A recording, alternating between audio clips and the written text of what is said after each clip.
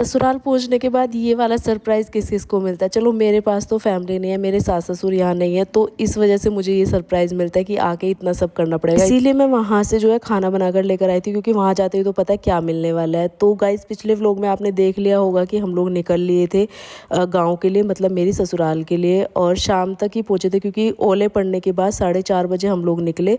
Sunset भी हो गया था, इतना सुंदर व्यू देखते देखते पूरे रास्ते बारिश देखते देखते हम लोग पहुँच गए अपने घर।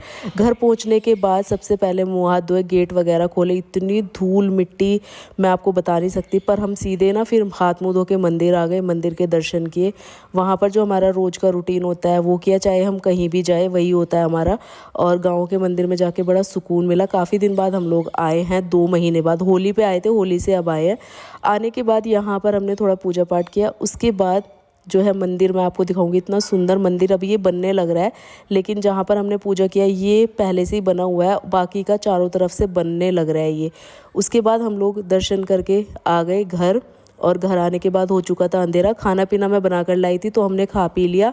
अब आती है सोने की बारी, और एक बार उससे पहले मैं आपको दिखा देती हूँ नज़ारा। जैसे ही हम घर के अंदर आए हमें कुछ ऐसा नज़ारा मिला था, और आने के बाद मेरा तो मूड ही ख़राब हो गया। मैंने कहा अब इसे कल से ही शुरू करेंगे, क्योंकि अभी रात को तो सफाई कर नहीं सकते। तो फिर सुबह उठे जल्दी, और जल्दी उठ के हमने साफ़ सफाई शुरू करी। उसके बाद यहाँ सबसे पहले मैं डस्टिंग वगैरह करी और कंबल वगैरह फोल्ड करी थी। बेडशीट वगैरह हमने निकाली हुई थी, जो ओढ़ने वाली चादर होती है वो फोल्ड करके रखी। सारी डस्टिंग करने के बाद इतनी मिट्टी निकली है ना, 2-2 बार मैंने झाड़ू लगाई है।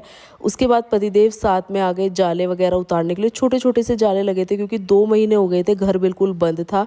तभी मैं आपको बता रही थी कि कितना स्ट्रगल होता है लाइफ में, जब 2 जगह की चीज़ें आपको मैनेज करनी हो, आपको जिम्मेदारियाँ निभानी हो। दिल्ली हम लोग रहते हैं, दिल्ली से आते वक्त जब भी हम 1-2 महीने में आते हैं तो हमें ऐसा ही मिलता है यहाँ पर।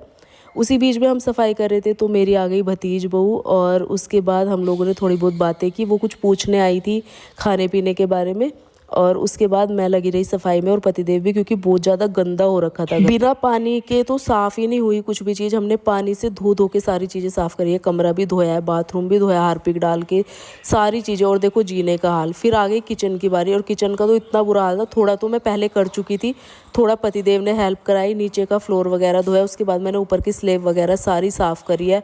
बर्तन एक एक साफ़ किया। उसके बाद मैं नहाई हूँ। नहाने के बाद मैंने थोड़ा रेडी हुई, क्योंकि यहाँ आने के बाद भी भाई बहू रानी हूँ तो तैयार होना पड़ता है। उसके बाद मैंने करी अपने मंदिर की सफाई। थोड़ा लेट ही हो गया था, क्योंकि इतनी ज़्यादा धूल मिट्टी थी, सफाई करने में बहुत ज़्यादा लेट हो गया था। पूजा पाठ करके मैं आ गई खाना बनाने। आज बनाई है खिचड़ी, क्योंकि हिम्मत